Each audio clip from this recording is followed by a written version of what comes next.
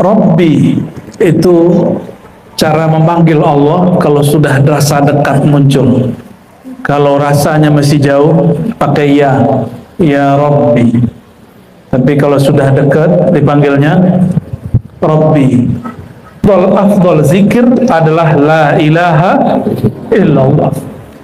Maka kalau mau cari orang paling utama, paling afdol di alam semesta, orang yang dirinya paling banyak baca la ilaha illallah. Yang paling banyak baca la ilaha siapa? Nabi Muhammad sallallahu alaihi wasallam.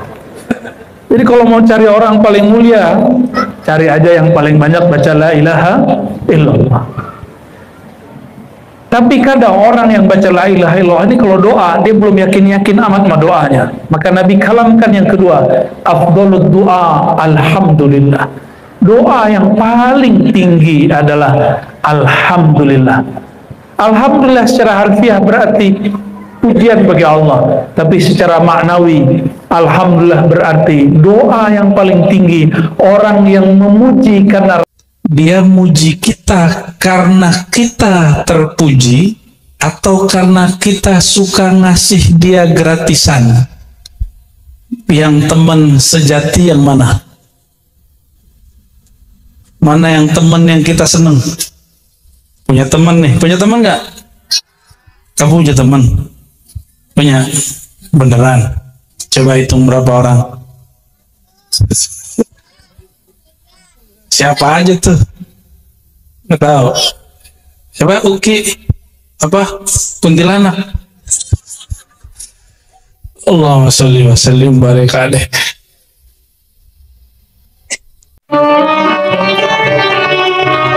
Inti salihah al-Fatihah. A'udzubillahi minasyaitonir rajim.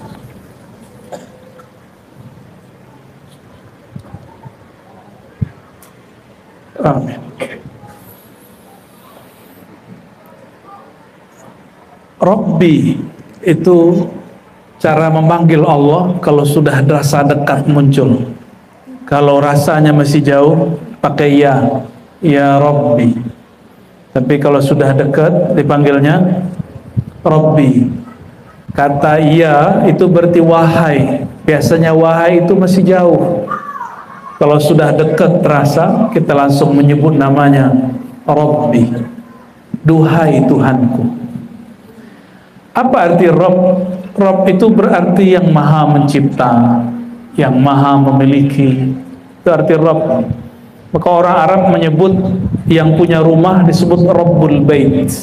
Apa artinya? Pemilik rumah. Tapi kita sering menyebutnya Sahibul Bait. Sahibul Bait artinya sama dengan Rabbul Bait, pemilik rumah. Allah itu menyebut dirinya Rabbul Alamin, pemilik alam semesta. Ini alam nggak, Bapak Ibu? Alam apa namanya? Boleh dikecilin, masuk angin nanti. Jangan dimatiin, Pak. Dikecilin aja. Nanti kasihan Pak RW, Pak Camat, ya. Ini alam, disebut alam nyata, atau bahasa Arabnya alam zahir, alam yang tampak oleh mata ini. Tapi bersama dengan alam ini ada alam yang disebut alam rasa. Kalau ada orang air matanya menetes, itu karena sedih atau karena bahagia? Bisa sedih atau kakinya lagi kejepit. Bisa juga ya. Kawan saya nggak pernah juara, tiba-tiba dia juara, nangis pingsan. Perempuan. Tapi ada yang lain, hatinya lagi sedih, kekasihnya memutus rasa cintanya, inqasarat qalbuhu, patah hatinya, maka air matanya pun menangis. Berarti air mata menunjukkan sedih, bukan sakit hati, sedih. Ada lagi kawan kita, satu lagi, hadir di konser K-pop dulu. Pas lihat artisnya, bukan artisnya, penyanyinya ya, itu dia nangis, terharu, dan bacanya ya Allah, ya Allah. Yang dilihat penyanyi Korea, hebat juga orang Islam Indonesia. Lihat artisnya non Muslim, tapi yang dibaca ya Allah, ya, solehah sekali ya. Dan dia nangis, dia bertemu orang yang dia suka, yang dia sukai nyanyinya, lagunya. Saya nggak tahu apa yang terjadi kalau kita bertemu orang yang kita sebut-sebut di dalam sholat. Allahumma sholli ala Sayyidina Muhammad. Yang kita baca kalau lagi sholawat, ya Nabi salam alaika. Mungkin ada yang pingsan, ada yang nangis, ada yang teriak.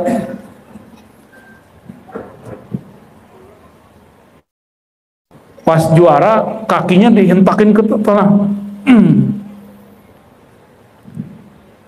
Lalu dia berteriak, teriakannya hore dan segala macamnya. Tapi nggak ada nangis. Berarti orang bahagia itu nggak mesti nangis, nggak mesti nggak nangis. Orang sedih juga sama. Ini yang disebut alam rasa. Alam rasa dia cuma berkait dengan tubuh, tapi tidak ada alamat khusus mengenai alam rasa. Rasa itu ada bernama cinta, benci, rindu. Ajaibnya umat Nabi Muhammad SAW tidak pernah berjumpa dengan beliau secara fisik, tapi karena dalam dirinya ada alam rasa. Rasa ini bersumber dari dalam kolbunya. Kolbunya berasal dari ruhnya. Ruhnya dulu pernah bertemu Rasulullah SAW. Kerinduan itulah yang membuat dia bisa menangis. Disebut nama Nabi Muhammad SAW. Ada juga yang menangis karena suaranya syahdu. Boleh juga, karena suara itu membantu orang mengenang sesuatu. Tapi ada laporan Pak Haji Novi, banyak yang jadiin suara saya pengantar tidur. Jadi kalau sulit tidur dengerin suara, nggak ngeliat orangnya, dengerin aja. Oh ternyata suara saya ini bisa bikin tenang, kata dia. Benar ibu. Jadi ibu kalau susah tidur dengerin aja gitu ya, enak aja. Kita ditinggal ngomong sendiri sama dia. Tapi ya nggak apa-apa ya. Kalau suara saya membuat bapak ibu mudah tidur, berarti di dalam suara ini Allah titipkan satu ketenangan. Orang nggak mungkin tidur kalau nggak tenang. Maka vibrasi suara itu anugerah dari Allah Subhanahu wa Ta'ala. Ada suara bikin kita bangun, tapi yang paling ajib itu semua khotib Jumat. Mau suaranya kayak gimana, itu bapak-bapak ini, ibu-ibu ini rahasia bapak-bapak ya. Itu langsung baca doa tanpa dilafazkan, Bismikallahumma ahya wa amut. Paham gak Pak? Itu tadi siang tuh ya. Tapi alhamdulillah saat kita khutbah paling 1-2 lah yang tidur, yang kelihatan memata saya. Tapi yang tidur yang jagain saya Pak. Allahumma sholli ala sayyidina Rabbi, wahai, duhai Tuhanku, duhai pemilikku. Nah, kalau mau merasakan nikmatnya bertuhan, jangan panggil wahai Tuhanku, tapi panggil wahai pemilik jiwaku, wahai pemilik ruhku, wahai yang membolak-balik kolbuku. Itu makna ya Rabbi. Rabbi tadi lafaznya apa? Ya Rabbi faghfirli, maka ampunilah aku. Dalam bahasa Arab ghafara berarti mengampuni, faghfirli ampuni. Tapi ampun dalam bahasa Arab aslinya bukan itu. Kata ghafara arti aslinya delete. Apa arti delete? Hapuslah dosa-dosaku. Itu arti daripada ghafara. Maka faghfirli zunubi, faghfir, maka hapuslah li. Li itu milikku, padaku. Zunubi. Apa arti zunubi? Jamak dari zanbun, artinya dosa-dosaku. Ini saya tanya sama bapak-bapak nih, tadi berangkat kerja ada yang bening nggak? Ya, matanya melototin nggak? Tuh dosa sudah ya. Ibu, hari ini terpancing nggak ngomongin teman, tetangga atau siapapun? Pernah ngomongin orang nggak hari ini? Beneran? Nggak yakin? Berarti lisannya ada dosanya. Oke, ini lisan, mata, telinga sudah. Tadi makan minum baca bismillah nggak? Tuh. Dalam ilmu fikih dianjurkan baca bismillah, tapi dalam ilmu rohani wajib baca bismillah. Beda ya? Tapi wajibnya di dalam diri. Supaya apa? Saya mau tanya, air ini yang menyegarkan atau Allah? Beneran? Gak usah minum kalau gitu. Gak berani ya? Bukan begitu Bapak Ibu. Yang menciptakan air Allah, benar? Tapi ada akidah namanya akidah Mu'tazilah. Mereka dikritik oleh ulama Ahlus Sunnah. Mereka mengatakan Allah menitipkan kekuatan menyegarkan di dalam air. Ini hati-hati. Itu bukan ajaran Ahlus Sunnah. Contoh lain, api membakar. Benar? Benar ya? Pernahkah api tidak membakar? Beneran? Pernahkah api tidak membakar? Kapan? Kelamaan. Ya, kemarin teman saya main-main api nggak kebakar. Di Banten, di Padang, di Aceh masih ada. Ya, di Palembang masih ada. Itu tari piring, tau nggak tari piring? Tari piring, penutup tari piring itu piringnya diinjek-injek, nggak ada yang luka. Diambil api dimainin, nggak ada yang kebakar. Satu rambut pun nggak kebakar. Berarti api belum tentu membakar kecuali diizinkan Allah Subhanahu wa Ta'ala. Pasti ada dokter di sini. Pak Haji Novi anaknya pun juga dokter. Yang menyembuhkan obat atau siapa? Ya, beneran nih. Coba nggak minum obat, nggak begitu juga. Nabi mengatakan tadawu ibadallah, berobatlah wahai hamba Allah. Kalau bukanlah ada hadis ini, kita nggak usah berobat. Tapi kan ada perintah tadawu ibadallah, berobatlah hai hamba-hamba Allah, maka kita berobat. Kenapa kita makan? Karena ada ayat kulu washrabu, makan dan minumlah. Kalau nggak ada ayat ini kita juga nggak makan minum. Tauhid ya. Bab apa namanya? Bab tauhid.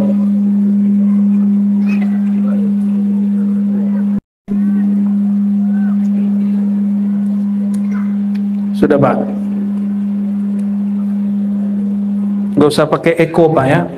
Teman saya namanya sudah Mas Eko.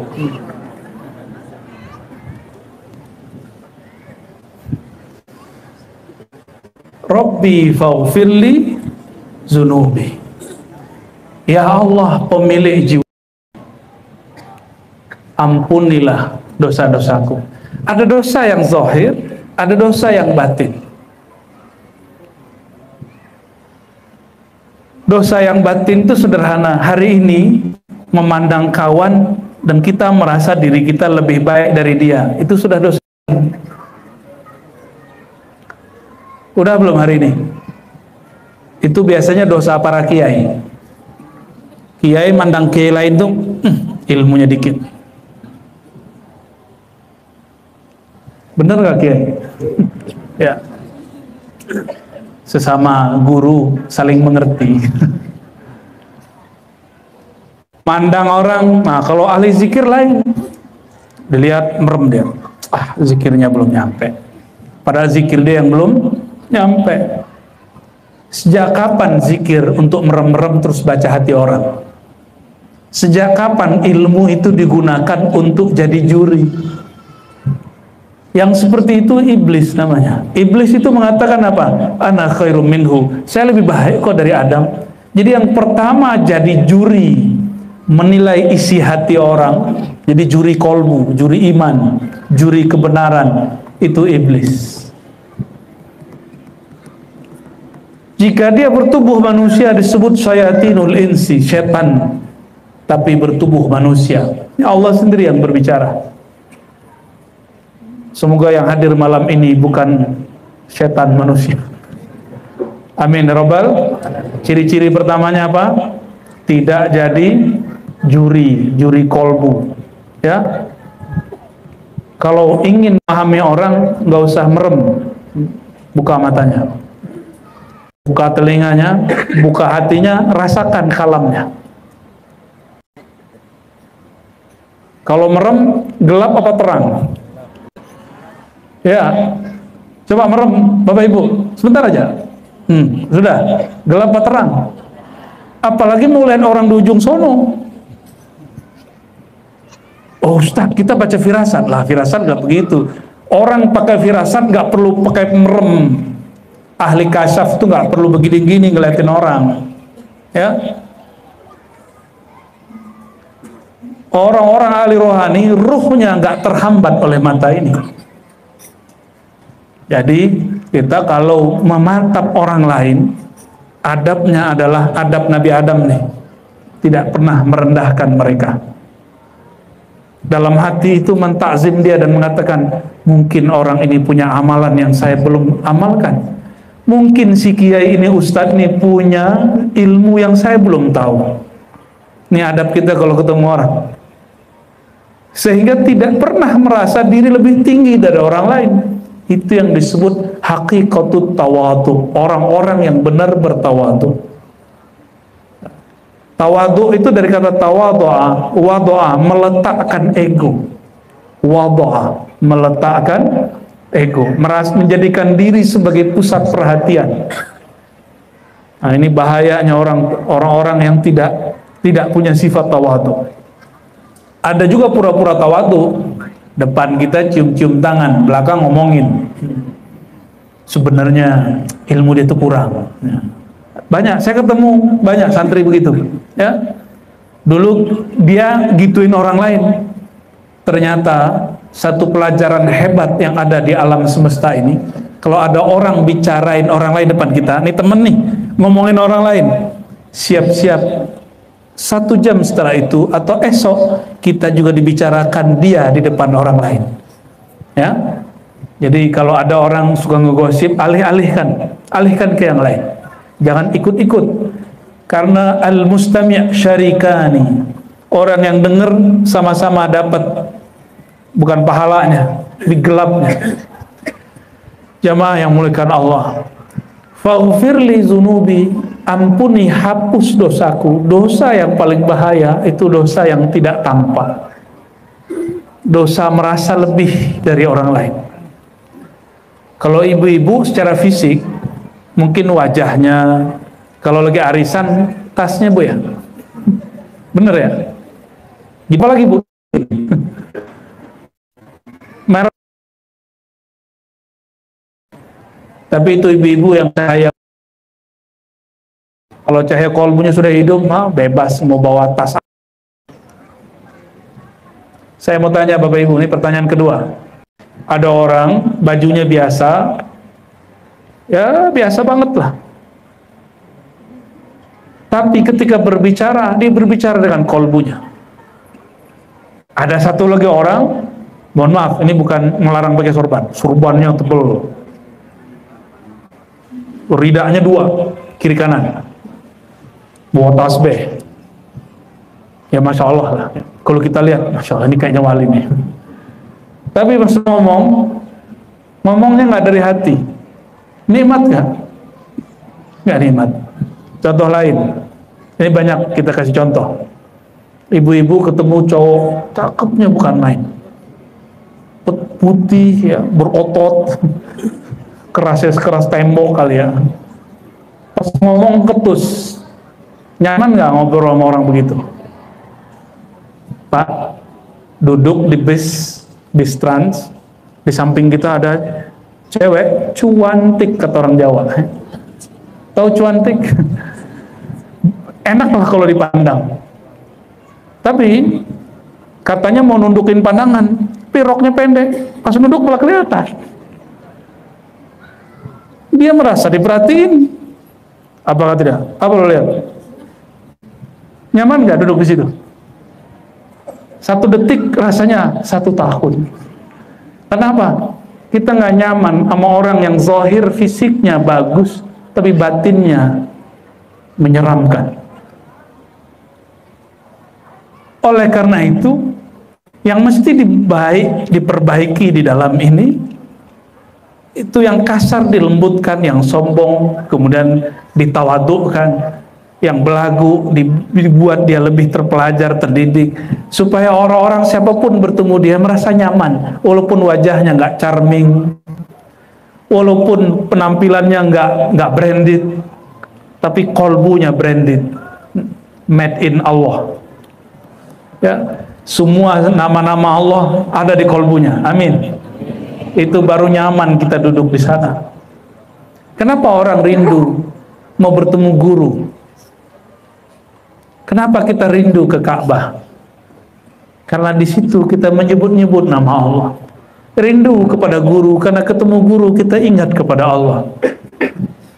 Allah itulah sumber asal semuanya. Jika kita merindukan kampung, karena asal kita dari kampung A, kampung B, kampung hakiki rohani ini adalah nurnya Allah Subhanahu wa ta'ala. Jadi ketika kita berdoa, Robbi, nah lagi berdiri berdoa, kata Nabi, tidaklah seorang hamba rafa'a yadayhi, mengangkat tangannya, melainkan Allah malu tidak mengabulkannya. Innallaha hayyun, ya, sungguh Allah malu jika ada orang mengangkat tangannya tapi Allah belum menjawabnya. Maka mengangkat tangan waktu doa itu bagian dari sunnah Nabi. Cuma pas Jumatan tadi mata saya sedikit ngintip. Kalau khotib boleh ngintip nggak? Boleh ngintip jamaah nggak? Ya, pas lagi khotib ada yang nggak mau angkat tangan. Kita usut-usut penanya, oh dia suka membid'ahkan orang, ya. Bagi dia ngangkat tangan lagi doa itu bid'ah. Udah pernah digituin belum? Di Batam ada loh orang begitu. Ngangkat tangan lagi. Jadi yang benar bagi dia tuh kalau doa lagi khutbah begini. Itu mah khotib. Jamaah jangan. Jadi ada jamaah ngangkat tangannya begini kalau doa. Allahumma fir lil mu'minina wal mu'minat. Wah, dia khotib tuh. Yang dibolehkan, dianjurkan, disunnahkan begitu siapa? Itu khotib. Kalau bukan khotib nggak dianjurkan. Jadi mau siapapun, apapun keadaannya, kalau lagi berdoa mengangkat tangan itu cara mustajab. Cara mustajab. Kalau lagi kunut subuh ada doa tolak bala, tangannya gimana? Allahumma srifna. Ini bukan buatan Imam Syafi'i, apalagi buatan Kiai Luqman, bukan, ya. Bukan buatan MUI juga. Ini dari Nabi SAW. Dalam hadis Abu Daud dikatakan, Nabi iza da'a bibatni kaffi. Nabi jika berdoa yang dibuka telapak tangannya. Kalau ista'aza, kalau beliau berlindung, bizahri kaffi atau kaffai, maka beliau berdoa begini. Kalau minta perlindungan, doa tolak bala itu doa minta dilindungi, maka tangannya boleh begitu, ya. Jadi kalau ada nanti dengar di lafaz-lafaz doa Allah masrif anna, begini tangannya, ya. Kalau faghfirli berdoa meminta atau berlindung, berarti tangannya begini, ya. Jadi mengangkat tangan, nah ini pun ada caranya. Ada yang malas ngangkat begini aja, gini aja, ya. Angkat dikit lah, ya. Nabi jika berdoa lagi berdiri tangannya agak naik, ya agak naik. Khusus di hari-hari tertentu di padang Arafah, lagi istisqa. Dua riwayat ini Nabi kalau berdoa tangannya diangkat sampai ke wajahnya. Sehingga kata sahabat, Nabi itu kulitnya putih sekali. Mohon maaf, kulit bagian ketiaknya itu kelihatan putihnya bukan main. Yura bayadhu ibtih, terlihat putihnya bagian ketiak Nabi Shallallahu Alaihi Wasallam. Jadi mengangkat tangan itu bagian dari sunnah kapanpun ya. Tapi kalau doa nggak angkat tangan boleh nggak? Boleh nggak Bu? Kita sholat baca doa iyyaka na'budu, tangannya di mana? Boleh kok, nggak apa-apa. Duduk antar dua sujud bacanya apa? Rabbighfirli warhamni, itu doa dan nggak ngangkat tangan ya. Baik, ini sengaja saya nggak serius-serius amat ngajinya, udah malam, nggak ngaji Nur Muhammad kita nggak. Lalu ada kalimat penting di situ, ini yang jadi inti kajian kita malam ini. Bibarkatil habibi, gimana bacanya? Bibarkatil hadi Muhammad. Apa arti bibarkatil hadi? Udah jadi bahasa Indonesia. Dengan berkat sang pemberi petunjuk Nabi Muhammad sallallahu alaihi wasallam. Bibarkatil habib, bibarkatil hadi artinya sama, itu disebut tawassul. Apa artinya? Arti tawassul apa? Apa arti tawassul? Doa, doa meminta. Kalau tawassul, tawassala ya tawassalu. Kita sering juga sebut wasilah. Sering baca ati sayyidina Muhammadanil wasilah wal fadilah. Wasilah kata lainnya tawassul, perantara. Kawan kita ngomong begini, langsung saja kepada Allah, kan Allah dekat. Gimana jawabnya? Allah benar dekat. Ayo jamaah, ini kayak tauhid yang bermasalah semua nih. Allah dekat nggak? Beneran? Karena ditanya barusan ya, diancam barusan. Allah benar dekat, ya. Sudah merasa dekat belum?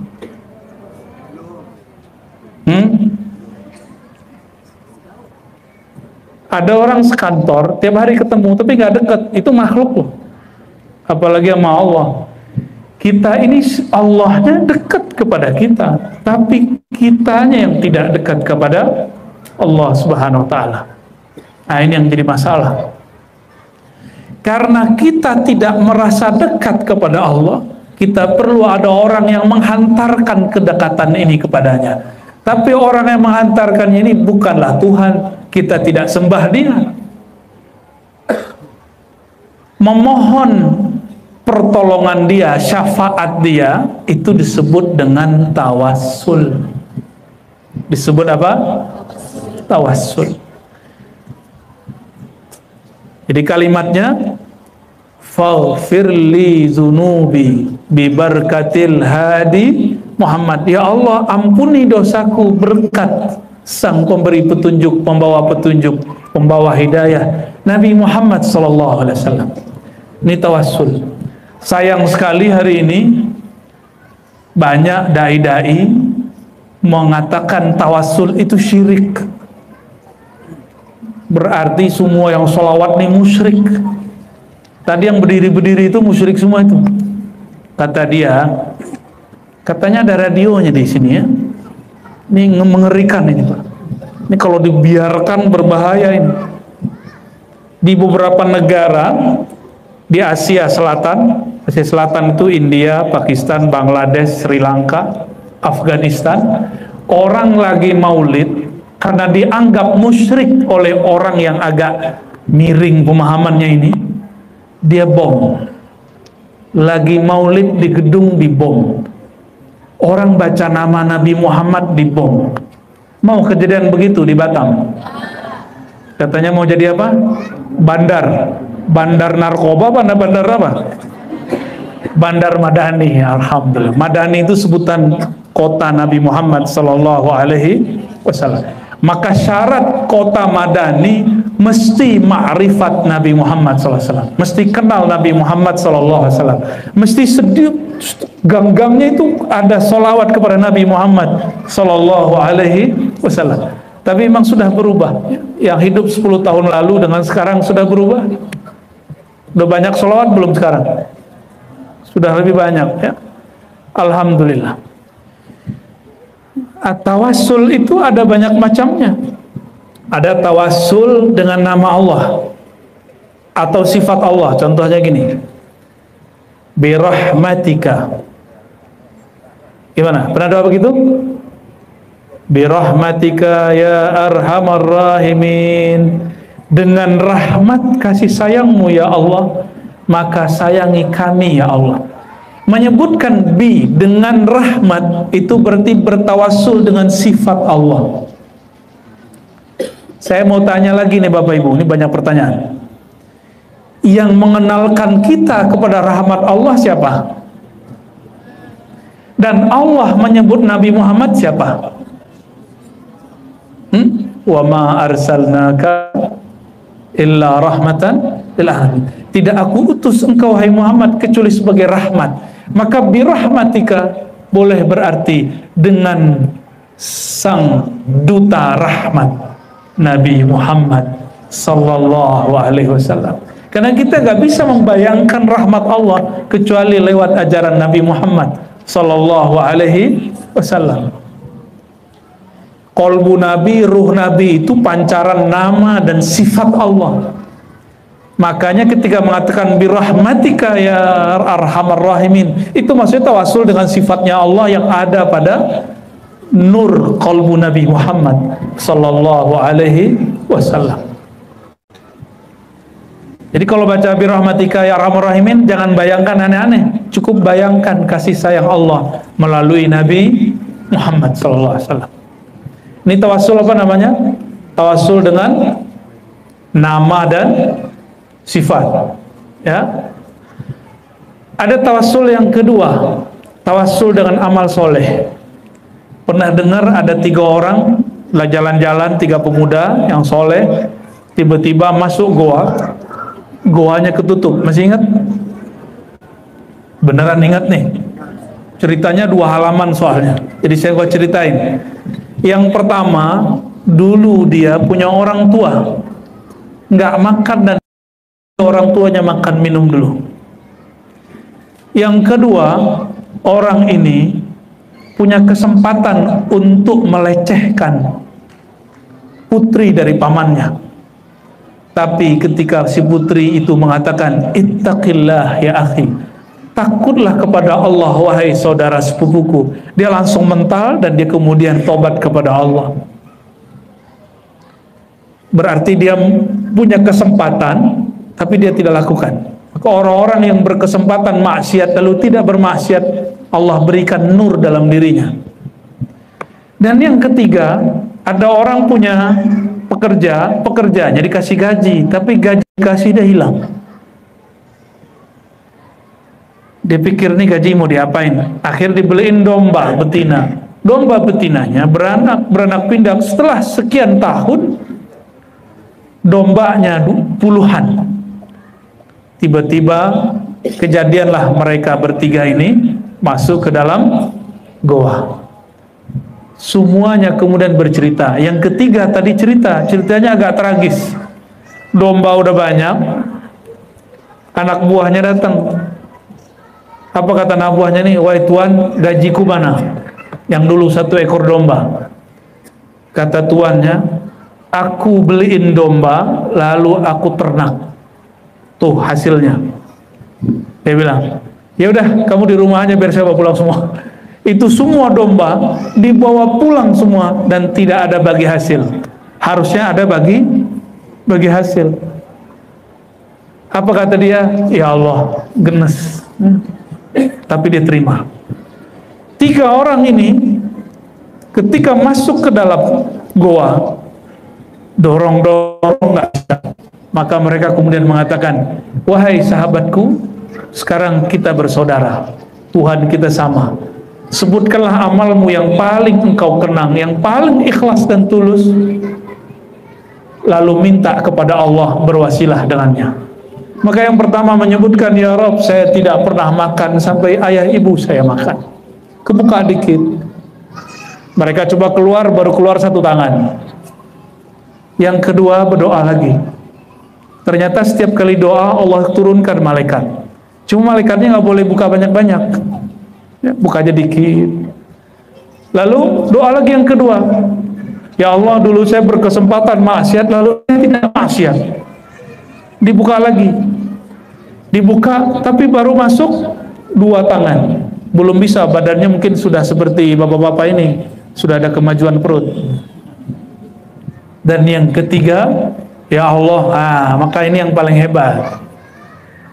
Dia bersedekah, dia menyedekahkan semua yang dia cari, yang dia kumpulkan. Ya Allah, jatah saya banyak. Kalau saya mau adil, cukup ambil satu domba, kasih ke orang itu. Tapi aku ikhlas, ya Allah, langsung kubuka semua. Ini dahsyatnya doa pakai sedekah. Disebut tawassul dengan amal soleh. Buat baik orang tua, amal soleh. Meninggalkan maksiat, amal soleh. Lalu bersedekah, amal soleh. Kita sebutkan amal, itu namanya tawassul. Tawassul apa namanya? Bil amal soleh. Tapi saya, yang memberitahu kita bahwa A, B, C, D itu amal soleh siapa? Guru. Guru taunya dari siapa? Dari gurunya. Guru bersambung kepada Rasulullah. Maka kalau sebut amal soleh, sebenarnya yang terbayang siapa? Tetap Rasulullah Sallallahu Alaihi Wasallam. Maka semua tawassul ke Nabi Muhammad. Itu sebabnya ada tawassul yang paling tinggi. Apa itu? Tawassul dengan Nabi Muhammad Sallallahu Alaihi Wasallam. Ya.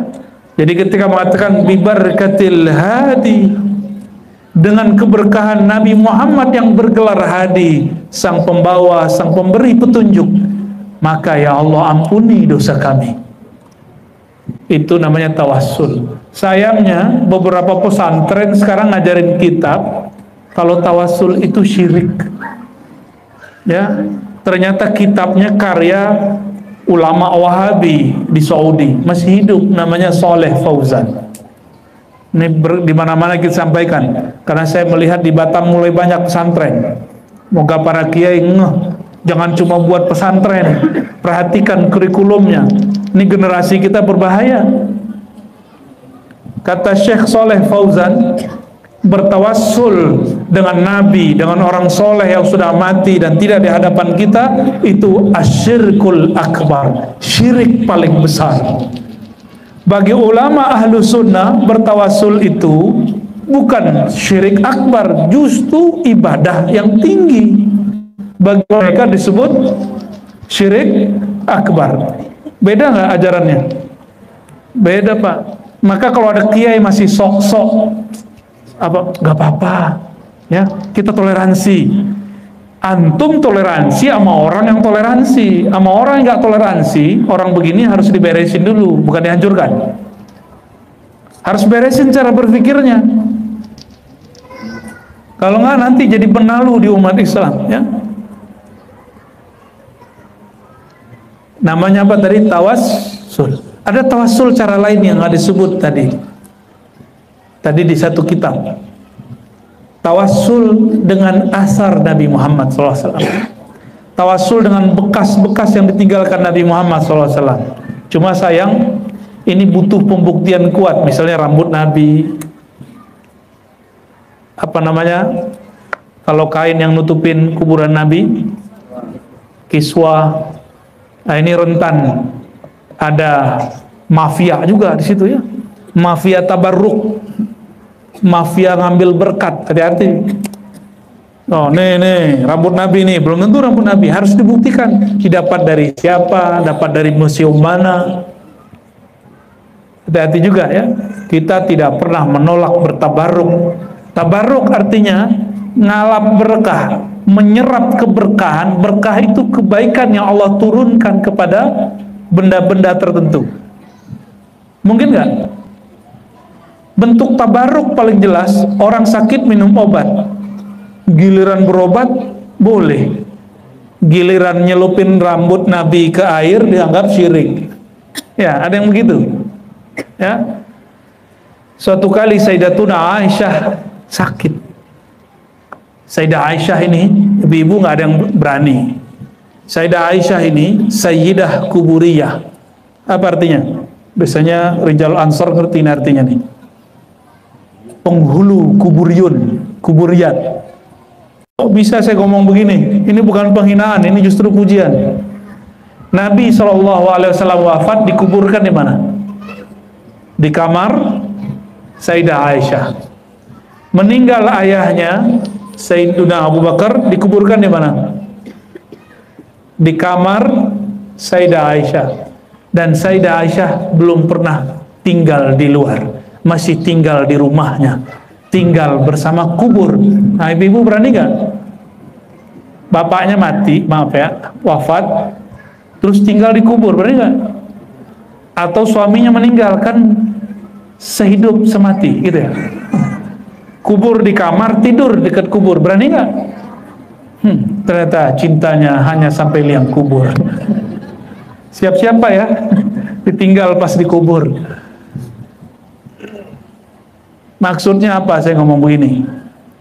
Sekarang orang ada yang nggak mau sholat di masjid yang sampingnya ada kubur. Aneh kan? Sayyidah Aisyah di dalam kamarnya itu beliau ngapain aja? Nggak tidur doang, beliau juga sholat di situ, zikir di situ, baca Quran di situ, menjawab pertanyaan fatwa-fatwa orang di situ. Saya mau tanya, kapan Sayyidah Aisyah keluar? Ada yang tahu? Yang tahu nih, dapat? Hah? Waduh, bingung nih, ada dua orang nih. Nggak jadi deh.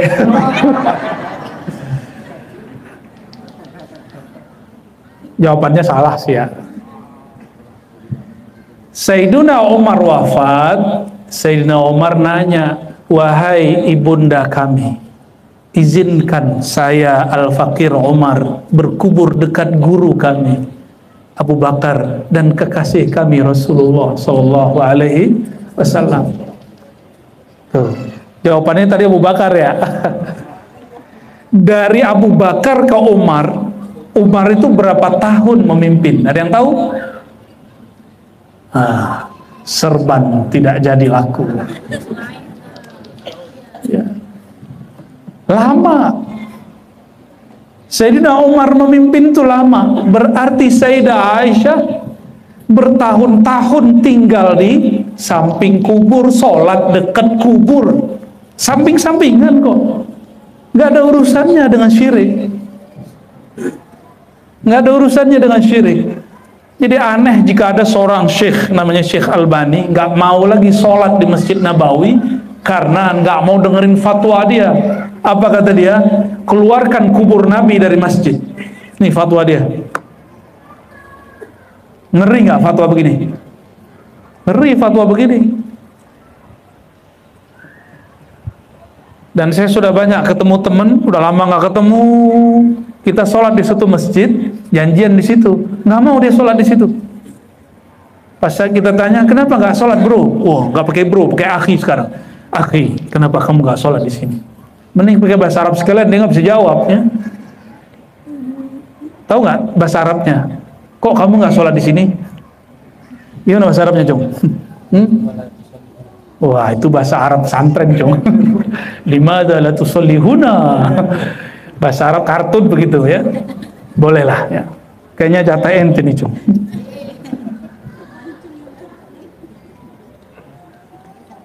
Jawabannya apa? Itu masjid ada kuburannya. Pas dicek kuburan bapaknya sendiri. Ternyata bapaknya dulu masih ada kait-kait dengan wakaf masjid. Sampai begitu orang hari ini didoktrin masalah kuburan. Ya, kalau orang bertauhid nggak ada masalah, mau kubur mau apa nggak ada masalah. Ya, jadi Bapak Ibu, kita ini bukan penyembah kubur, benar? Kita kalau ziarah kubur doain orang di kubur atau minta ke kubur? Jadi kalau ada yang menuduh orang-orang Ahlus Sunnah ini minta ke dalam kubur, itu namanya apa? Fitnah. Banyak yang ngomong begitu. Apa tuh orang di Sunan Ampel di Singapura kan ada Habib Nuh, ngomong kencang sama kita. Apa itu Habib? Minta-minta ke kubur. Ternyata dia foto atau lihat foto orang lagi ziarah ngangkat tangan. Dalam pikiran dia orang itu lagi minta ke dalam kubur. Nah itulah akibat nggak pernah masuk ke kubur ya. Mungkin kita nanti masukin aja deh ke dalam kubur ya. Bapak Ibu, sahabat-sahabat, saudara-saudariku yang bukan Allah. Jadi beragama itu nggak usah saklek-saklek ya. Agama kita jernih. Nabi itu nggak khawatir masalah syirik. Yang Nabi khawatirkan umat Islam itu masalah cinta dunia. Yang Nabi khawatirkan bukan masalah kemiskinan. Yang Nabi khawatirkan orang kemudian karena kemilau dunia dia lupa diri. Oleh karena itu cara untuk meluruskan cuma satu. Inilah ajaran Nabi Muhammad SAW. Kata beliau, afdalu dzikri la ilaha illallah. Ini oleh-oleh malam ini yang terakhir yang mau saya uraikan. Afdalu dzikri, seafdal zikir adalah la ilaha illallah. Maka kalau mau cari orang paling utama, paling afdol di alam semesta, orang yang dirinya paling banyak baca la ilaha illallah. Yang paling banyak baca la ilaha siapa? Nabi Muhammad sallallahu alaihi wasallam.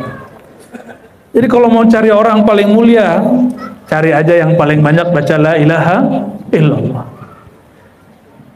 Tapi kadang orang yang baca la ilaha illallah ini kalau doa dia belum yakin-yakin amat sama doanya. Maka Nabi kalamkan yang kedua, afdhalud du'a alhamdulillah.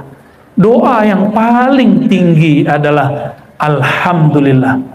Alhamdulillah secara harfiah berarti pujian bagi Allah, tapi secara maknawi alhamdulillah berarti doa yang paling tinggi, orang yang memuji karena rasa syukur kepada Allah.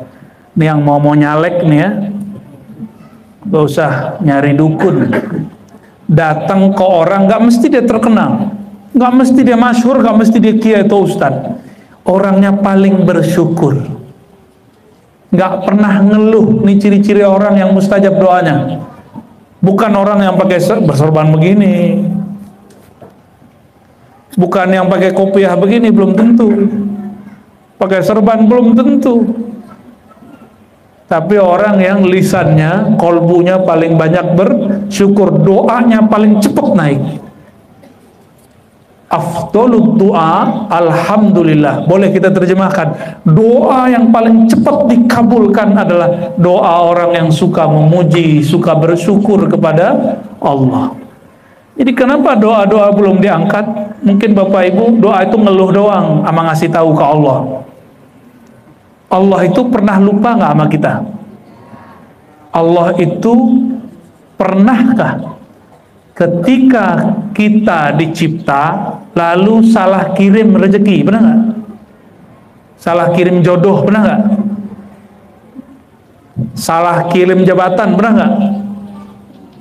Ya, samping kiri kanan saya kan ada orang yang punya jabatan ya. Nggak akan pernah Allah salah kirim. Karena Allah tidak pernah salah dalam itu, dalam nggak pernah lupa untuk masalah itu, Bapak Ibu yang bukan Allah, maka jangan pernah berdoa memberitahu Allah. Terus kalau doa ngapain? Doa itu bukan ngasih tahu Tuhan. Doa itu cukup curhat-curhatan aja. Seperti anak kecil manja-manja kepada orang tuanya, sebagaimana hamba bermanja kepada Tuhannya Allah Subhanahu. Gimana? Doa kita gimana? Bapak Ibu lagi ngasih tahu Allah ya, ya Allah, hari ini saya minta A, B, C, D, kok belum dikasih? Lupa ya dalam hati gitu ya. Itu yang disebut oleh Imam Notailah. Ini tauhidnya bermasalah. Du'auka, doamu, tolabuka, tuntutanmu, ittihamun lahu, engkau sedang menuduhnya. Banyak orang berdoa, batinnya menuduh Allah, gak tahu. Batinnya seakan-akan merasakan Allah gak ngerti keadaan dia. Sejak kapan Allah tidak tahu seorang hamba? Gak pernah. Maka Allah menyebut dirinya alim, yang maha alim. Kita belum wujud, Allah sudah tahu nanti butuhnya apa, perlunya apa, nanti rezekinya apa, udah tahu semua. Maka orang-orang kafir dan musyrik, dia nggak doa kepada Allah, tapi karena dia bernama Karim, maha pemurah, dibagi juga. Jadi rezeki itu bukan berdasarkan doa, rezeki itu tergantung kita rajin menjemputnya. Hari ini udah jemput rezeki, ya. Menjemput rezeki itu pinter-pinter. Rezeki itu ada yang diantar separuh, berarti kita nunggu. Kata Sayyidina Ali, rezeki itu ma anta talibuhu. Kadang-kadang rezeki itu kamulah yang nyari dia, kamulah yang menunggu dia. Kamulah yang kemudian memburunya, bukan menunggu. Kadang-kadang engkaulah matlubuhu, engkaulah yang dicari-carinya. Ada orang punya keahlian membangun kota. Oh, itu dicari-cari mah Pak Wali itu. Ada orang ahli mendeteksi kriminalitas, detektif. Dicari-cari mah Pak polisi. Ada orang ahli mengenal Rasulullah, dicari-cari nggak sama orang yang rindu kepada Rasulullah. Sama begitu ya. Bapak Ibu, saudara-saudariku yang bukan Allah, maka ketika kita berdoa, sebutlah orang yang paling dekat kepada Allah. Orang yang paling banyak baca la ilaha Nabi Muhammad, yang paling banyak bersyukur Nabi Muhammad. Maka kalau disebut bibarkatil hadi, dengan keberkahan orang yang paling banyak bersyukur, itulah Nabi Muhammad sallallahu alaihi wasallam. Kalau kita sulit membayangkan Nabi Muhammad, kita boleh bertawassul dengan orang soleh. Contohnya gini, dulu ada seorang syekh di Madinah, namanya Syekh Muhammad bin Abdul Karim As-Samman. Dia mursyid Thariqah Qadiriyah, Khalwatiyah, Naqsyabandiyah, Syaziliyah, dan Thariqah lainnya. Imam di Masjid Madinah. Namanya siapa tadi? Muhammad bin Abdul Karim Samman. Di negeri Banjar sama Kalimantan Timur, Kalimantan Tengah, termasuk juga Makassar, sebagian di Palembang, Betawi, dan Sumatera Barat, dan Aceh juga dulu, mereka kenal dengan sosok ini. Sampai beberapa tokoh disebut Muhammad Saman atau Muhammad Seman. Bahkan pejuang di Aceh itu namanya Muhammad Seman. Cuma yang kita kenal namanya pakai gelar. Ya, seingat saya namanya Tuku di Tiro itu nama kecilnya kalau nggak salah Muhammad Saman. Akhirnya di Aceh ada namanya Tari Saman. Itu bukan cocok logi Pak ya, ini asli. Ya. Sayangnya lagi yang tersisa cuma tarinya, zikirnya sudah hilang, tarekatnya sudah hilang. Di Betawi sisa manakibnya, tarekatnya sudah hilang. Di Padang sisa zikirnya, manakibnya nggak ada. Di Banjar alhamdulillah ada dua-duanya, ya masih ada di Banjar. Syekh Muhammad Saman ini wali Allah. Muridnya mau pulang kampung ke Tanah Jawi, namanya Syekh Abdul Somad Al-Falin, minta izin pulang sowan. Ini Syekh Abdul Somad ini mengalami hal yang sama dengan kawan-kawannya. Dulu belum ada pesawat, enak sekarang kita haji umroh, cuma 9 jam sampai. Kalau dulu 3 bulan, 6 bulan di laut. Semua musim dilalui. Kadang-kadang cuma nama yang berpulang, orangnya sudah nggak wujud. Ketika muncul ombak tinggi, orang semua nyebut nama Tuhannya. Ada Tuhannya Tepekong, ya. Ada Tuhannya Sang Hyang Widi, nggak apa-apa lah ya. Ada Tuhannya Yesus Kristus, macam-macam. Semua nama Tuhan disebut, seperti kita lagi turbulen di pesawat. Pernah nggak ngalamin goncang di pesawat? Semua nama Tuhan keluar ya. Ada juga yang jomblo, nyebut nama calonnya yang belum jadi. Sedihnya bukan main ya, menikah belum dipanggil-panggil. Syekh Abdul Samad menceritakan kawan-kawannya dan juga pengalaman dia sendiri ketika ombak mau menggulung itu kapal. Dia teringat Rasulullah, tapi yang dia panggil nama syekhnya, ya Samad. Itu namanya nida'us sholihin, manggil orang soleh. Memanggil orang soleh bukan menyembah orang soleh, maka bukanlah syirik. Ada juga yang punya hajat manggil. Syekh Saman ini punya thariqah tadi Qadiriyah sama Kholwatiyah. Ini orang manggil nama Syekh Abdul Qadir.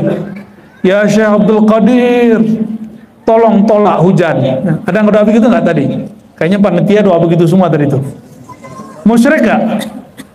Enggak, itu namanya nida'us sholihin. Nida menyeru, menyapa orang-orang soleh. Bukan meminta kepada mereka, tapi mengatakan, wahai wali Allah, mohon sampaikan doa kami kepada Allah, mohon ikut berdoa bersama kami.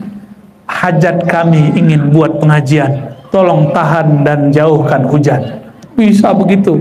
Dan sudah banyak, saya sudah ketemu di banyak pulau, mereka menyebutkan nama-nama gurunya yang soleh. Waktu ke Jawa Timur mereka sebut Sunan Ampel, mereka sebut Sunan Bonang. Tapi oleh orang yang tidak paham ini dianggap syirik. Kalau manggil, ya saya panggil, nama antum siapa? Saya lupa. Jack, Bang Jack, apa Mas Jack?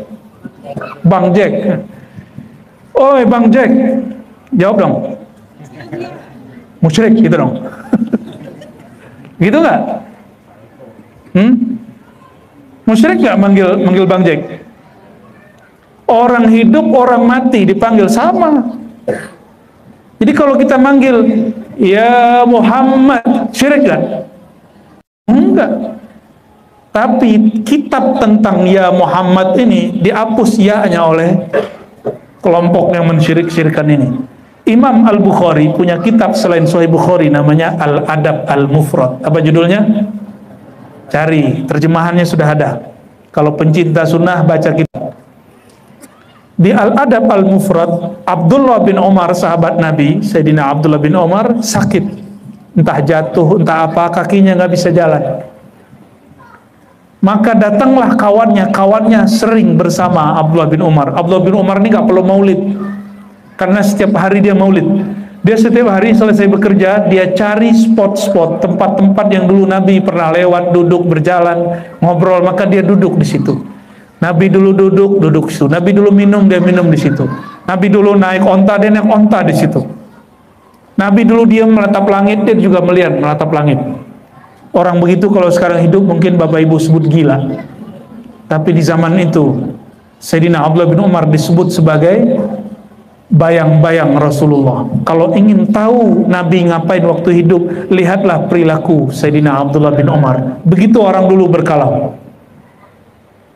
Jadi dia nggak perlu maulid, karena setiap hari dia mengingat Nabi SAW.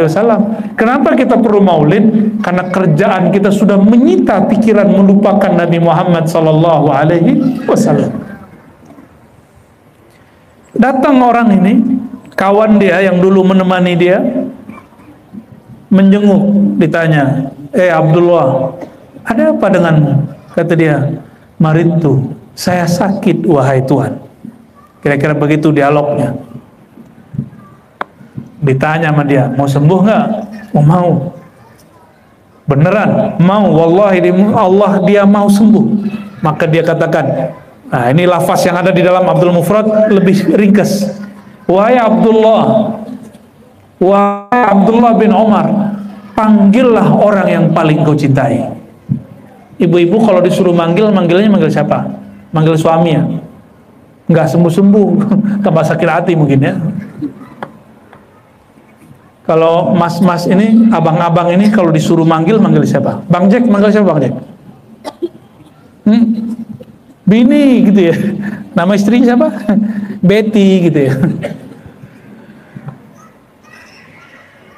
Abdullah bin Umar lebih cinta kepada Nabi daripada ayah ibunya, istri-istrinya. Istrinya banyak, anaknya banyak, semuanya banyak, dia punya banyak kawan, banyak orang tuanya, paling banyak berjuang untuk Nabi, tapi dia lebih cinta Nabi Muhammad sallallahu alaihi wasallam. Yang dia panggil bukan nama pasangannya, bukan nama ayahnya, bukan juga nama dirinya. Tapi aneh, dia nggak nyebut nama Allah, yang disebut nama siapa? Ya Muhammad. Badannya langsung bergetar, dia langsung bisa duduk, langsung bisa berdiri. Disitulah dalilnya kenapa beberapa masyayikh, ada namanya Syekh Nazim, orang Turki, mursyid tarekat, kalau disebut nama Nabi Muhammad dia pegang dadanya, dia berdiri sallallahu alaihi wasallam. Dari hadis itu bukan bid'ah ya. Jadi setiap kali disebut nama baginda Nabi Muhammad SAW dia berdiri. Itulah Sayyidina Abdullah bin Umar.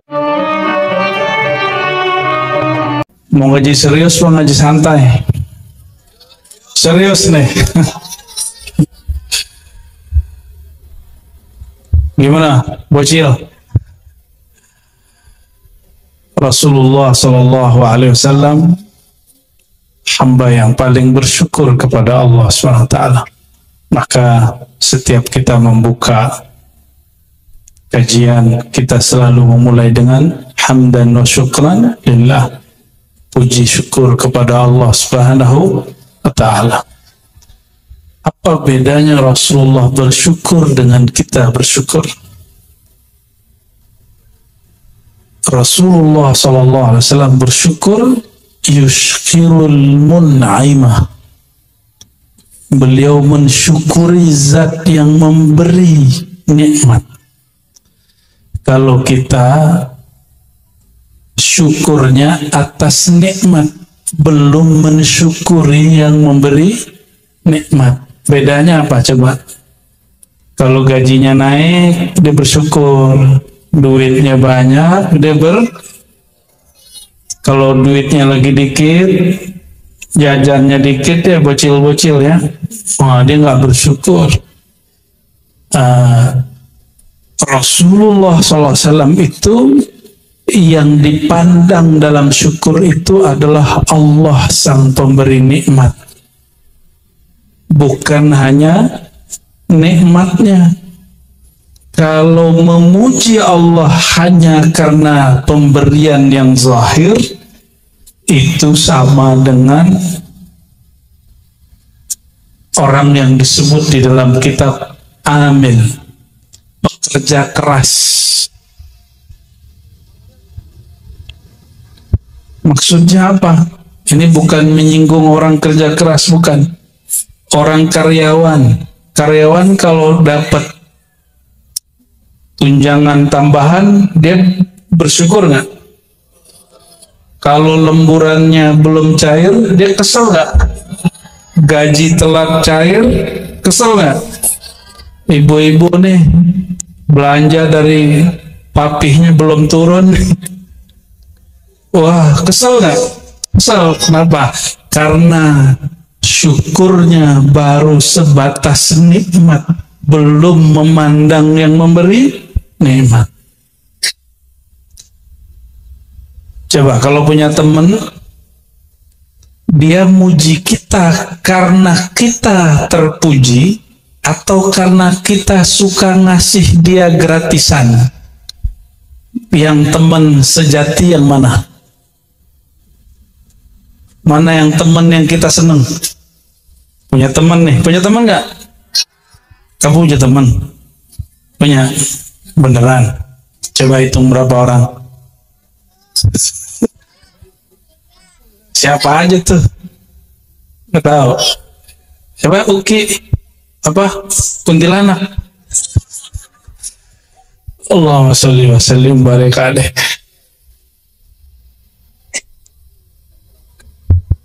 kita punya teman, dia puji kita, dia senang sama kita kalau kita sering traktir dia. Giliran nggak ditraktir, nggak nyapa. Itu teman apa? Apaan tuh? Hah? Teman apaan tuh? Ager-ager, makan aja ya. Kalau ada teman begitu senang nggak? Nah, kira-kira begitulah. Allah walillahil matsalul a'la. Allah mempunyai perumpamaan yang lebih tinggi. Salah satu sifat yang Allah beri kepada kita adalah sifat syukur. Itu sifat Allah yang kemudian Allah pancarkan ke dalam kolbu masing-masing. Maka senang kalau orang bilang terima kasih, benar nggak? Makasih gitu ya. Kalau lagi di pas Pak Oga, kalau kita kasih 1.000, dia bilang gitu ya. Kalau ngasih 5.000 langsung jadi Bang Haji. Ya. Kalau 10.000, bos. Kalau 50.000 sujud syukur dia langsung. Kebanyakan manusia dia berterima kasih kepada Allah, bersolawat kepada Rasulullah karena ada hajatnya. Kalau lagi nggak ada hajat, nggak mau muji-muji Allah, nggak mau wiridan, nggak mau duha, karena katanya duha nurunin rezeki dari langit, buangnya, keluarin yang dari bumi, mendekatkan yang jauh, membersihkan yang kotor. Begitu ya? Emang ada hadis begitu? Emang ada hadis sholat duha melancarkan rezeki, ada nggak? Coba cek satu aja kalau ketemu. Hatta doa itu bukan doa sholat duha, itu doa ulama. Ada 1-2 ulama punya wiridan setiap sholat duha, doanya begitu. Itu bukan dari hadis Nabi Muhammad SAW. Boleh diamalkan? Boleh. Kita nggak ada masalah. Yang penting jangan ngapain? Jangan balas WhatsApp sebelum assalamualaikum. Saudara-saudariku yang makan Allah, maka syukurilah Allah karena Allah itu layak untuk disyukuri, bukan karena banyak pemberiannya saja. Ya, kalau kita lagi dapat rezeki, lagi sehat, lalu bersyukur, itu sama dengan orang yang tadi, orang yang nggak tahu diri tadi, orang yang kalau datang ke kita cuma kalau lagi butuh, lagi ada hajat. Dan orang begitu, jika kita sebut teman, dia bukan teman sejati. Jika di sisi Allah, dia bukan hamba sejati, dia hamba hajat. Dia bukan hamba Allah yang memberi rezeki, dia hamba rezeki. Beda nggak hamba rezeki sama hamba Allah pemberi rezeki? Abdul Razak dan Abdul Rizq beda. Beda ya? Beda. Maka ini baru mukadimah loh ya. Bersyukur kepada Allah sebagaimana Allah layak disyukuri. Mau senang, mau susah, syukur kepada Allah Subhanahu. Apa yang mesti disyukuri sekarang? Menjadi umat Nabi Muhammad sallallahu alaihi wasallam. Nah, dalam hal ini yang sama-sama kita hormati sahibul majlis ya. Beliau ternyata masih sangat muda sekali ya, Habib Fikri, dan semua para habaib, para orang tua, para kiai ya, para ulama, para bocil-bocil. Ya. Kalian besok nggak sekolah ya? Oh, begadangnya ngaji, top bener itu. Malam minggu ngapain? Ngaji apa pacaran? Waduh, bener-bener. Alhamdulillah, Saya seumuran kalian nih, emang sibuknya ngaji. Malam ini majelis A, besok majelis B, begitu muter setiap bulan. Akhirnya sekarang jadi seneng ke majelis tuh nggak ada beban. Dan salah satu nikmat yang kami syukuri, masih muda, sudah ya kayak kalian inilah, sudah Allah pertemukan dengan orang-orang soleh. Alhamdulillah. Itu baru mukadimah. Isinya apa dong? Nah, isinya gampang. Tadi Sayyid Ibrahim, nah namanya siapa tadi? Sayyid, bukan Baim orang Betawi. Inilah uniknya Indonesia, walaupun sekarang lagi rame bab nasab-nasab, tapi guru saya berpesan jangan ikut-ikutan. Mau zuriat Nabi SAW, jalur Sayyidina Hasan ataupun Sayyidina Husain, mau Jailani, mau Ba'alawi, kita cinta kepada semua mereka. Pegang itu ya. Oh gimana kalau itu nggak benar? Oh itu penelitian si Fulan, Kiai Fulan. Dia bertanggung jawab dengan penelitiannya. Dan perlu diingat, di dunia kampus, saya masih ngajar di kampus. Hasil penelitian kita nggak boleh paksa ke orang. Kita punya penelitian, hasilnya nggak boleh dipaksain. Misalnya nih, saya meneliti, ternyata anjir saya zuriat Nabi Adam. Kamu zuriat Nabi nggak? Nabi Adam, bukan zuriat iblis kan? Ya, Nabi A. Tapi kalau itu semua masuk, Nabi Nuh juga masuk. Tapi zuriat Nabi Muhammad SAW, apa kata beliau? Kullu nasabin inqata'a illa nasabi. Hadis Abu Nuaim, hadisnya Hasan. Semua nasab akan rungkat, akan punah, kecuali nasab aku. Dan salah satu dosa besar adalah ayyadda'iya rajul, ya, ayyun sibar rajul ila ghairi abih.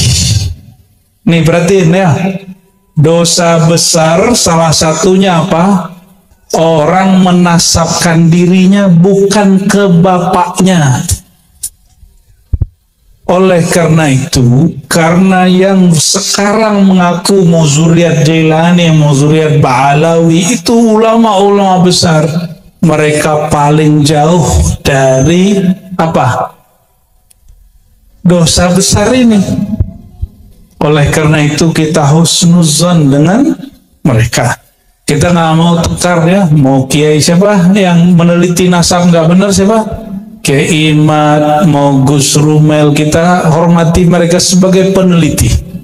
Kalau mereka maksa, itu nggak belok ya. Baik, kita doakan negeri ini tambah diridhoi oleh Allah Subhanahu wa Ta'ala.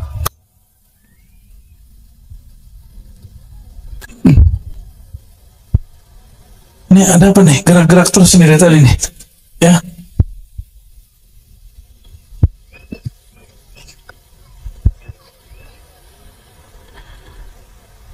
Ada satu hadis yang mau saya bacakan malam ini ya. Ini untuk sebagai tanda syukur ada majelis ilmu.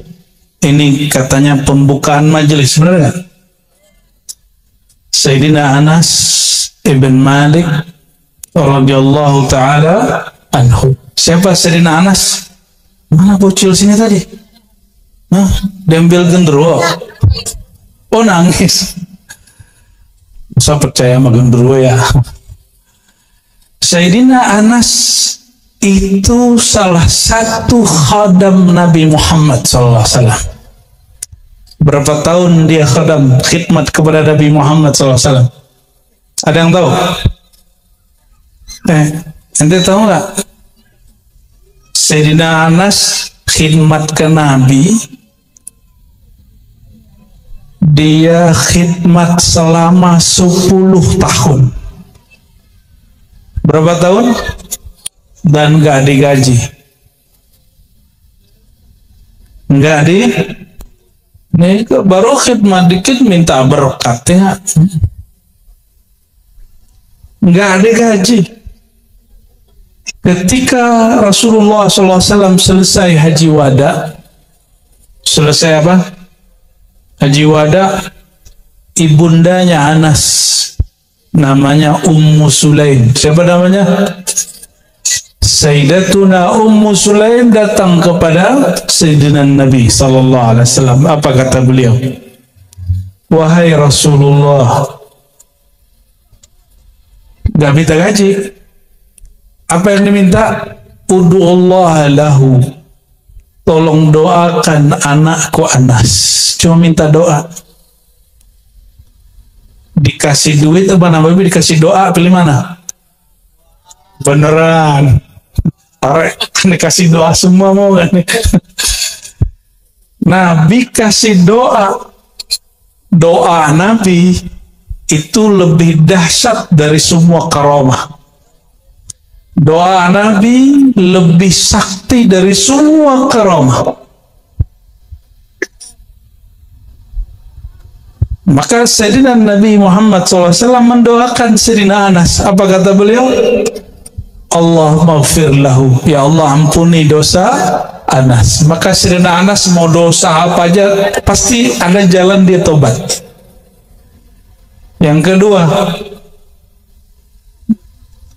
wa aktsir malahu wa auladahu. Tolong banyakkan hartanya dan anaknya. Kalau banyak harta berarti dia kaya. Kalau banyak anak, banyak bini. Ya, dulu kata Sayyidina Anas, akramuna aktsaruhum azwaja. Dulu, sekarang mah beda ya. Orang paling mulia di kalangan kami, orang yang paling banyak pasangannya. Itu dulu. Kalau sekarang, masih. Berarti kalau yang paling parah, yang jomblo. Ayo aku jomblo, angkat tangan. Aduh, sedihnya hidup ente tuh ya. Ya, sakit punggung, tanggung-tanggung sendiri.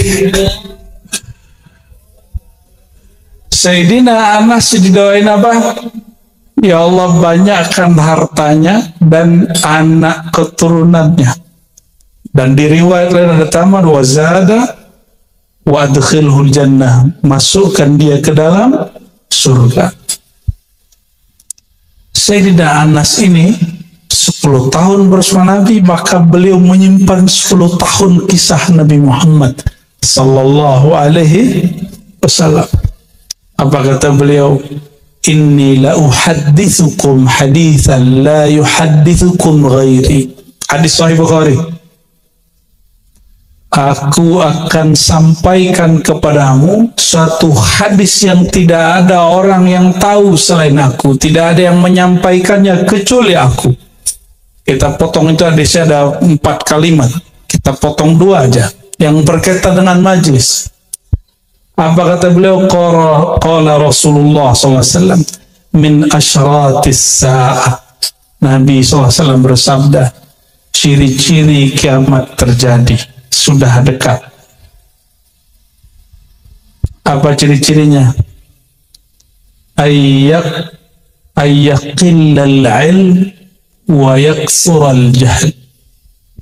Hadisnya ada lagi 2 kalimat lagi, tapi yang relevan untuk malam ini 2 kalimat ini. Ayyaqillal ilmu, ilmu sedikit, kejahilan merebak banyak. Ini akhir zaman, padahal sekolah tambah banyak, kiai tambah banyak, majelis tambah banyak. Ini pada sekolah semua kan? Tapi apa kata Nabi SAW? Ilmu sedikit, kejahilan banyak. Apa maknanya? Saya baru faham ketika Imam Syafi'i radhiyallahu ta'ala anhu beliau menceritakan tentang susah hafalannya, ternyata ilmu itu maknanya ada di kalam gurunya Imam Waqi yang sudah dihafalkan para santri sedari kecil. Apa kata Imam Syafi'i? Qala Syekhi Waqi, al-ilmu nurun. Ilmu itu nur di kolbu, bukan hafalan saja. Hafalan perlu, maka al-ilmu la yanhasir ala al-ma'lumat wal mahfuzat ayuhal ikhwah. Ilmu itu bukan hanya hafalanmu, pengetahuan cakrawalamu. Ilmu itu yang paling mahal, yang tembus ke dalam kolbu. Khawarij hafal Quran, yang bunuh Sayyidina Ali karamallahu wajhah, jibnya para habaib, para sayyid, para asyraf, itu yang bunuh hafiz Quran. Ibnu Muljam, nama lengkapnya kan Abdurrahman bin Muljam. Mana Rahmannya dia? Kayaknya udah ganti nama di saat itu, bukan Abdurrahman dia, Abdulla'an dia, ya. Ibnu Muljam hafiz Quran, tapi hafiznya baru sampai, belum jadi nur. La yujawiz taraqihi, hafalan dia belum tembus ke dalam dadanya. Maka al-ilmu ma wuqira fi sadrik, ilmu itu yang bersinar di dalam hatimu, bukan ma hafizta wa ma qara'ta. Bukan itu aja, itu penting. Oh, ternyata Imam Ghazali punya kitab, judulnya Ar-Risalah Al-Laduniyah. Apa judulnya? Ada juga Faisalut Tafriqah dan kitab-kitab yang lain. Apa kata beliau di dalamnya? Ilmu itu, waktu itu Imam Ghazali belum jadi sufi-sufi amat, ya, masih kayak kalian nih, suka film, ya, suka film itu kan sufi. Kata Imam Ghazali, ilmu itu ada yang dihafal, ada yang difikirkan, ada yang gabungan hafalan dan fikiran. 3. Waktu itu Imam Ghazali belum berguru kepada Al-Imam Abu Ali Al-Farmadhi. Bayangkan, sekelas Imam Ghazali punya mursyid. Dia sudah mujtahid, sudah boleh bikin mazhab sendiri, tapi dia nggak bikin. Dia rapikan mazhab yang lama, dia letakkan kaidah-kaidahnya serapi mungkin. Imam Ghazali waktu itu belum menjadi salik, seorang santri pesuluk, belum belajar ilmu kolbu. Apa kata dia? Ilmu ada 3.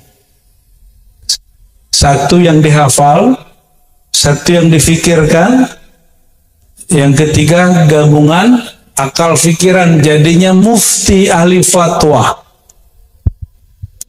Kenapa kalau ceramah, nih mohon maaf, kalau ceramah, ada ceramah yang garing, ada nggak garing. Kenapa? Kenapa hari ini orang senang dengerin podcast? Kenapa? Karena ada yang isinya daging, ada isinya tulang. Maksudnya apa kalau daging? Itu orang yang ngomong di podcast, dia tidak hanya bicara data, dia juga bicara analisa. Dia bisa berpikir terhadap data, maka orang itu menarik. Ini selera orang Indonesia sudah mulai naik, alhamdulillah. Maka podcast sudah naik. Ustadz, kiai-kiai, habaib gak boleh ketinggalan, ceramahnya gak boleh hanya ngecepret doang, mesti bermakna, mesti gabungan baik antara hafalan dan fikiran. Syukur-syukur tambah yang ke-4, ma ustubriza minal qulub wal ruh, yang digali, dikeluarkan dari kolbu dan ruh, disebut ilmu azwaq, ilmu rasa. Ini yang disebut ilmu kemakrifatan, ilmu mengenal Allah Subhanahu wa ta'ala. Kita ketinggalan. Ini nasihat untuk saya sendiri. Ya, karena saya juga berceramah. Kita penceramah akan ditinggal umat kalau kita cuma asal ngomong. Dan sungguh aneh hari ini, para ustadz paling tahu dalil Iqra, baca, tapi dia bacanya nggak sampai 1 jam sehari. Baca WhatsApp sih lama, baca YouTube sih banyak. Hari ini Masya Allah, kenapa orang hari ini membaca yang Allah perintahkan itu jarang? Ada satu ayat, Iqra kitabak, bacalah kitabmu. Bagi ulama, orang yang suka ngafal, maksudnya Al-Quran yang dihafal. Bagi ahli fikiran, pemahaman yang didapat dari hafalan. Bagi ahli kolbu, bacalah kitab yang Allah turunkan nurnya kepada kolbumu. Itu sebabnya dulu kita ada guru udah wafat, baru wafat di Kalimalang, Abuya Saifuddin Amsir. Ada yang tahu? Ya, Kiai Saifuddin Amsir. Beliau itu cuma dokter Andes S1. Diundang ngisi seminar seorang imam yang luar biasa namanya Ibnu Arabi, yang diperdebatkan dia lurus apa sesat. Satu lagi yang diundang profesor, nulis buku banyak, bisa banyak bahasa. Tapi waktu seminar, si profesor kebingungan baca teks Ibnu Arabi. Karena mikirnya kebanyakan, padahal karya Ibnu Arabi bukan karya pikiran saja, dia karya kolbu. Sedangkan Abuya Saifuddin Amsir baca aja pakai kolbu. Mudah sekali, nggak ada yang rumit. Kenapa bisa begitu? Itulah kolbu. Jadi kalau hidup cuma pakai pikiran, kita stres tiap hari. Jakarta macet tiap hari, ya, benar ya? Tiap hari ada konflik. Ini aja Presiden Iran katanya meninggal, tapi cara meninggalnya ini, kok 2 helikopter selamat, 1 tidak gitu. Oh, macam-macam. Kalau kita nggak pakai kolbu, kita stres Pak bacanya. Ya, di Palestina kita semua wajib mendukung Palestina. Cuma orang sekarang sibuk dengan ideologi. Kita bilang kita nggak mau terjebak dengan perdebatan Hamas Fatah. Dikira kita anti Palestina. Kalau antum nggak pakai kolbu, begini sudah. Tiap kali ngaji, tambah pusing. Kenapa? Karena ngajinya cuma pakai pikiran. Maka ngaji mesti pakai kolbu. Inna fi dzalika la dzikra liman kana lahu qalbun aw alqasama wa huwa syahid. Jadi rasa itu hanya dapat disentuh oleh kolbu. Makna itu hanya dapat ditangkap oleh kolbu. Itu sebabnya banyak-banyak sholawat, karena sholawat itu akan menyinari kolbu. Syukur-syukur sholawat mengerti isi sholawatnya. Ya, kalau bacaan-bacaan tadi itu antum ngerti, bisa nangis-nangis sendiri. Kalau ketawa sendiri jangan. Nanti saya bawa ke klinik nanti. Saudara-saudariku yang bukan Allah. Jadi hari ini banyak sekolah. Kalau ngikutin hadis itu, kalau versi orientalis nih, kata orientalis apa? Ah, Nabi nggak ngerti akhir zaman. Hadis ini bermasalah nih, Sahih Bukhari nggak sahih nih. Kenapa? Sekolah banyak, pesantren banyak, kok disebutkan tanda akhir zaman? Ilmu sedikit. Sekarang kitab mah banyak, tapi orang yang baca kitab dengan kolbunya banyak gak? Sebanyak itu pesantren di Indonesia, seharusnya setiap tahun lahir ulama-ulama hebat. Tapi yang melahir anak-anak tamatan pesantren ngomong apa? Alhamdulillah aku bebas dari semua beban. Itu Cara anak pesantren hari ini kalau keluar pesantren, takbir, alhamdulillah, Allah Akbar, bebas dari semua beban. Nahu sorof fa'ala yaf'alu fi'lan. Hari ini begitu. Maka saudara-saudariku, ilmu yang Nabi SAW, apa kata beliau?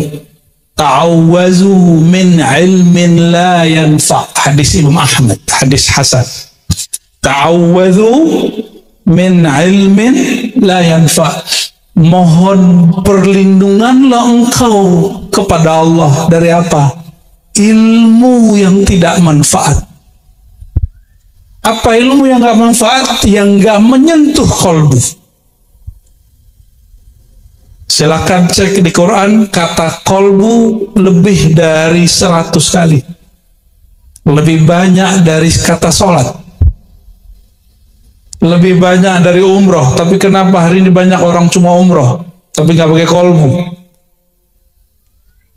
Lebih banyak dari semuanya. Makanya orang hari ini beragama emosi. Hari ini kalau punya channel, nggak mesti alim, komentarinya ustadz. Banyak sekarang YouTuber ngomentari ustadz. Ini ciri-cirinya. Nah, maka jika dimaknai sedikit ilmu, banyak kejahilan. Hari ini ittakhadhan nas ru'usan juhala, ya. Kalau di hadis yang lain dikatakan kalau ulama udah meninggal, dada ulamanya ikut ditanam nggak? Kolbu ulamanya ikut ditanam nggak? Berarti kalau ulama itu baca 1000 kitab, 1000 kitab ikut ditanam. Kalau ulamanya ahli sholawat, dia sholawat sudah ratusan ribu, itu nur ratusan ribu ikut dikubur. Makanya kalau ada ulama meninggal, itu langit bumi nangis. Jalan yang tiap pagi dilewatin sholat subuh, itu jalan itu nangis. Kenapa dalam hadis Imam Ibnu Mubarak ini teman Malik, ada kitab Az-Zuhud namanya, disebutkan dalam riwayat yang hasan bahwa satu tanah yang diinjak oleh seorang alim itu berbangga kepada tanah yang di sampingnya. Dia ngomong, itu tanah bisa ngomong, Pak, maka jangan maksiat di tanah manapun. Itu tanah bisa ngomong. Apa kata dia? Wahai tanah di sebelahku, saksikan aku diinjak oleh orang alim. Saksikan aku diinjak oleh orang yang ikut majelis malam ini. Saksikan aku diinjak, dilangkahi oleh orang yang bersolawat malam ini. Itu tanah. Tanahnya bisa ngomong. Maka jangan maksiat belakang pohon. Ya, pohon itu lebih kuat lagi nurnya. Allahumma salli wa sallim wa barik alaihi. Lebih sakti Nabi Isa ke Nabi Muhammad SAW. Nabi Isa bisa ngidupin orang mati loh. Ayo, mana? Apa buktinya? Hah? Apa? Nabi Isa ditenggelin umatnya. Lah, emang begitu? Ngarang ente. Ini kebanyakan nonton kristologi nih. Mana ada Nabi Isa ditinggalin umatnya? Nggak ada. Yang ada Nabi Isa diangkat oleh Allah Subhanahu.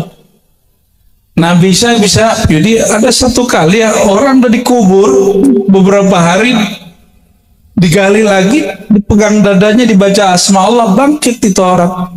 Itu Nabi Isa tuh dipegang dadanya. Coba ente kalau dipegang dadanya tambah mati. Nabi Isa maka digelari Ruhullah karena hembusan nama yang keluar dari lidahnya terhubung dengan nama Allah SWT. Bibarakatihi Masya Allah. Maka dia menghidupkan yuhyil mauta, dia menghidupkan yang mati biiznillah. Tapi coba lihat, itu pohon bisa jalan nggak? Sama Nabi dipanggil, Hai pohon, kamu sini. Jalan itu pohon. Saktian mana ya? Pohon yang nggak bisa jalan, itu jalan sama Nabi Sallallahu Alaihi Nabi Sallallahu Alaihi Wasallam, kata Sayyidina Anas, Sayyidina Jabir, dan sahabat-sahabat yang lain, Nabi ini suka jalan-jalan. Pas mau buang air, itu tempat sembunyi nggak ada. Maka Nabi mengatakan, Jabir, itu pohon kurma yang 3 itu, nah 2-nya panggil sini, sampaikan salamku. Jadi itu sahabat nyampain salam Nabi kepada pohon, lalu pohonnya jalan, Pak. Itu lebih dahsyat daripada menghidupkan yang ada. Yang lebih dahsyat lagi, Nabi nyander nih, tahu-tahu dibuatin mihrab, ditinggalin sandarannya ditinggalin, itu sandarannya nangis dan terdengar oleh semua orang yang di dalam masjid. Halo, bocil, kamu kalau dengerin suara tembok gimana? Lari nggak? Pohon kalau ngomong gimana? Lari. Emang nggak bisa jadi nabi deh, nabi palsu bisa. Kalau nabi mah kuat, dengerin suara gitu kuat. Kita ada gerak dikit pohon apa tuh, nangka, dikira ada tuyul, penakut. Maka antum jangan coba-coba belajar wirid kebatinan, takutnya nanti datang sesuatu, otaknya langsung rusak, nanti jadi halu. Banyak loh orang halu itu begini, ya banyak hari ini. Datang ke saya ngaku jadi Imam Mahdi. Kita lihat jidatnya nggak lebar, hidungnya kurang mancung ke dalam. Kita tanya, ente famnya mana? Familiar. Marga apa? Marga Satwa. Allahumma sholli ala Muhammad. Banyak, tapi itu akibat apa? Masa pandemi kemarin, orang banyak buka ijazah online untuk amalan pribadi. Bukan ijazah ammah sholawat. Kalau sholawat boleh ijazah ammah. Akhirnya apa? Halu. Ya, makanya nggak boleh ngamalin wirid kalau nggak diijazahkan oleh mursyid. Jangan coba-coba. Ya, itu agak ketat. Mending nggak usah punya wirid. Wirid biasa aja, subhanallah 33, alhamdulillah 33, Allahumma lain udah. Sholawat 313 tiap hari udah cukup. Karena sholawat syekhun liman la syekhalah. Orang yang belum ketemu mursyid, jadikan sholawat penunjuk jalan dia ketemu mursyid. Bayangkan Nabi Muhammad SAW. Itu baru sederhana, apalagi yang dahsyat. Salah satu mukjizat Nabi Muhammad SAW dan menjadi keramat umat Nabi Muhammad SAW yang menjadi pewarisnya, menghidupkan kolbu yang mati. Itu lebih hebat dari semua keramat dan semua mukjizat. Kolbu yang keras, kolbu yang mati itu hidup sama Nabi Muhammad Sallallahu Alaihi Wasallam. Satu hari, hadis Bukhari Muslim, ini hadis sahih. Ya, saya jarang-jarang baca hadis dhaif. Kalau dhaif kita jelasin dhaif. Kalau palsu kita sebutin ini hadis palsu.